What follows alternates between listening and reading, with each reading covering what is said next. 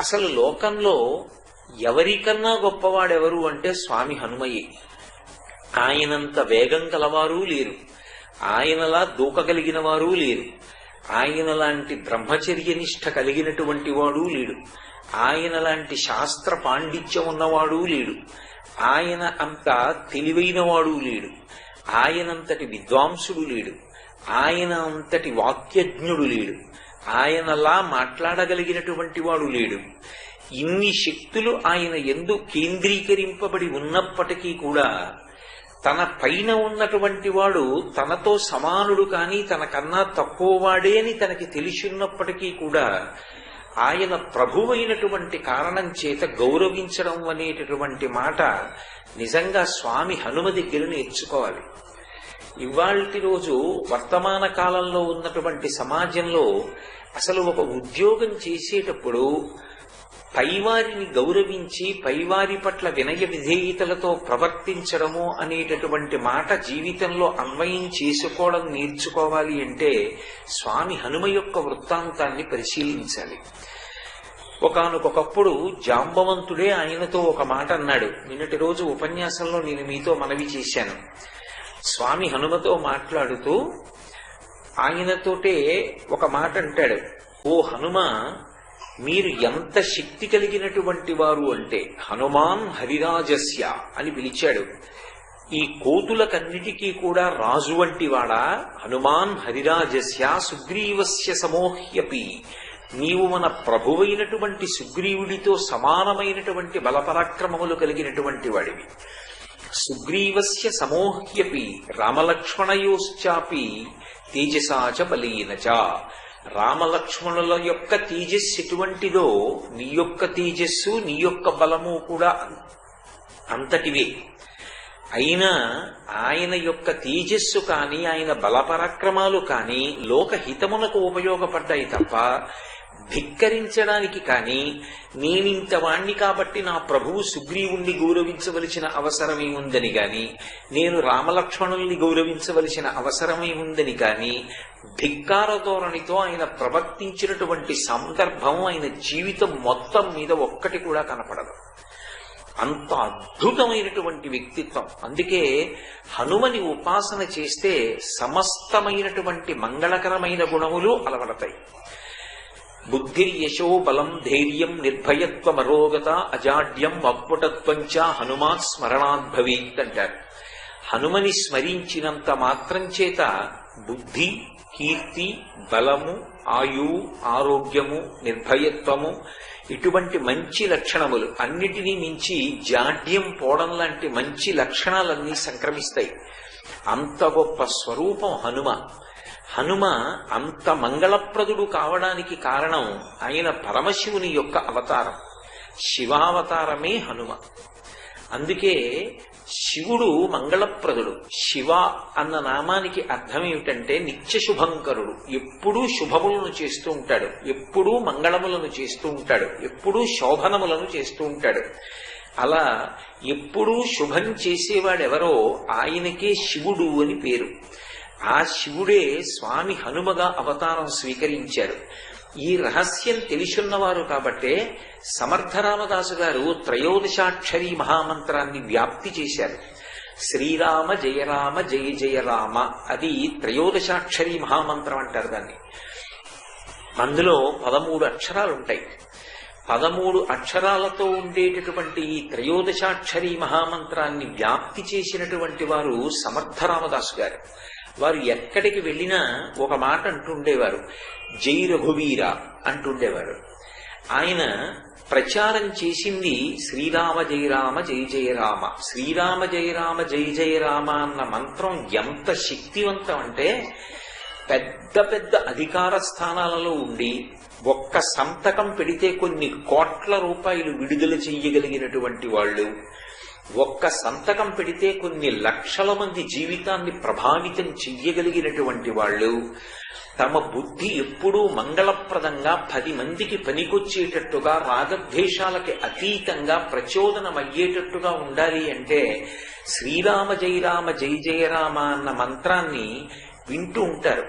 నేను కర్ణాటక గవర్నమెంట్ లో పనిచేసేటటువంటి ఒక సీనియర్ ఐఏఎస్ ఆఫీసర్ తాలూకా అధికార కార్యాలయంలో ఆయన కూర్చునేటటువంటి గదిలో నేను ఈ మంత్రం చాలా తక్కువ స్థాయిలో వినపడుతుండగా విన్నాను ఒకసారి. ఆయన్ని అడిగాను, మీరు ఇది ఎందుకు వింటుంటారు అని అడిగాను.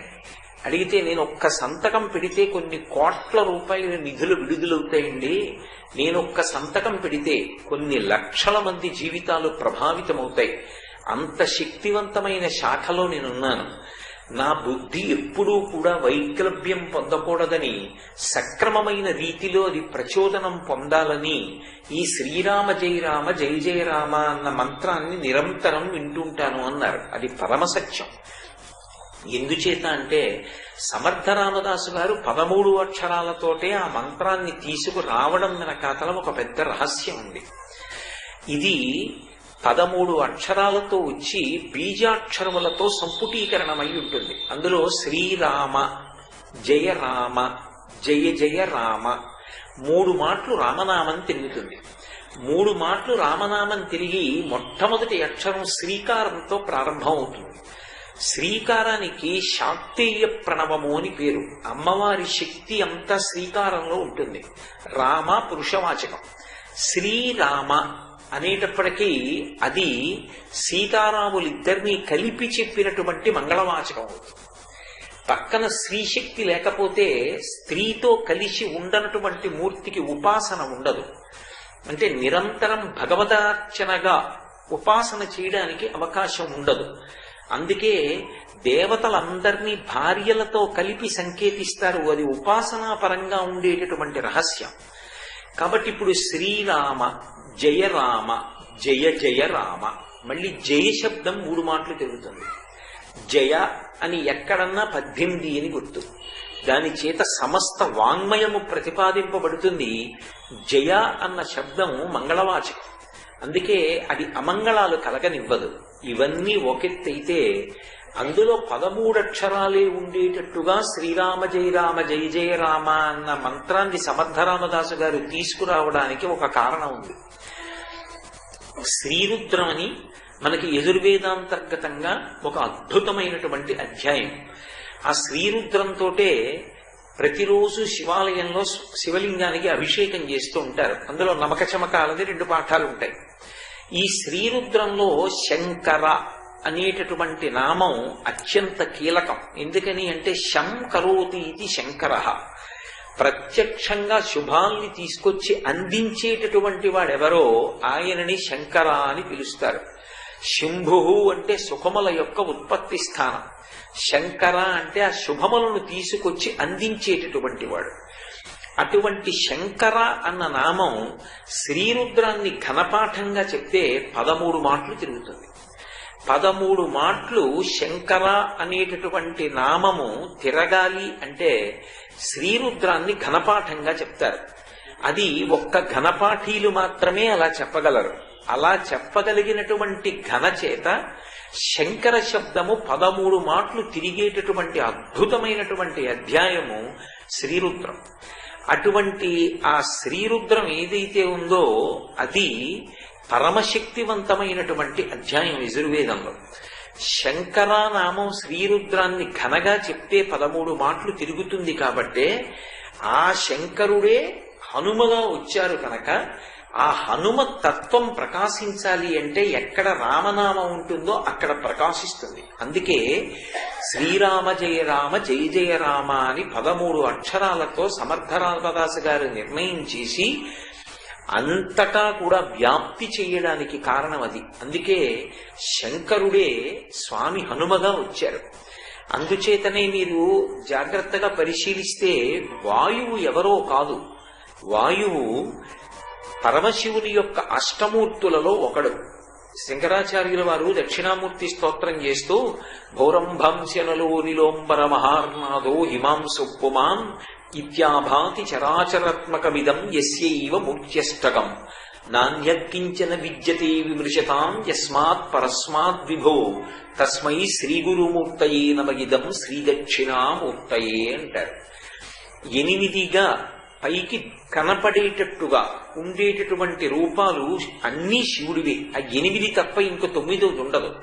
అదే ఒకటి పృథివీ స్వరూపం భూమి, రెండవది నీరు, మూడవది ఆకాశం, నాలుగవది గాలి, ఐదవది నిప్పు, 6 సూర్యుడు, 7 చంద్రుడు, 8 యజమాని.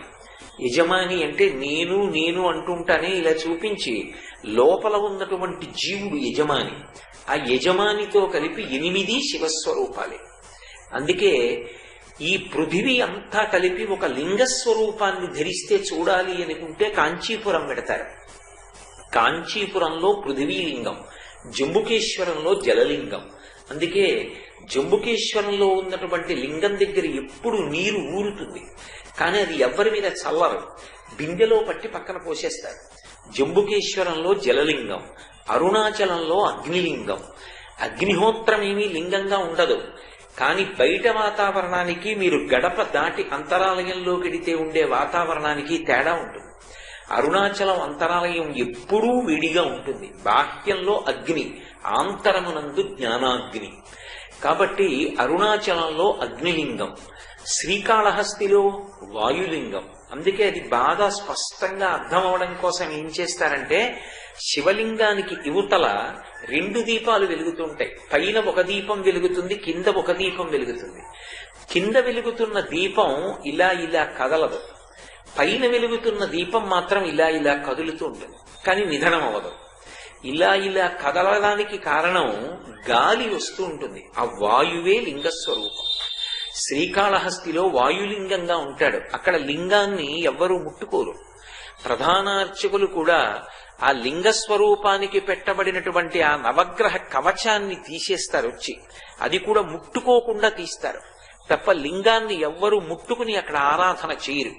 అందుకే శ్రీకాళహస్తిలో వాయులింగం, ఇక చిదంబరంలో ఆకాశలింగం, కోణార్కలో సూర్యలింగం, సీతాకుండంలో చంద్రలింగం, కాఠ్మండూలో యజమానలింగం. ఈ 8 కూడా లింగస్వరూపాలే. ఇందులో వాయువు శివస్వరూపం. అందుకే ఆ వాయువు యొక్క కుమారుడే హనుమ, పవనసూతి అంటారు. ఆ కారణం చేతనే ఆత్మావై పుత్రనామాసి, తండ్రికి కొడుక్కి తత్వతః అభేదం. అందుచేత శివుడొకడు, హనుమ ఒకరు కాదు. హనుమయే శివుడు, శివుడే హనుమ.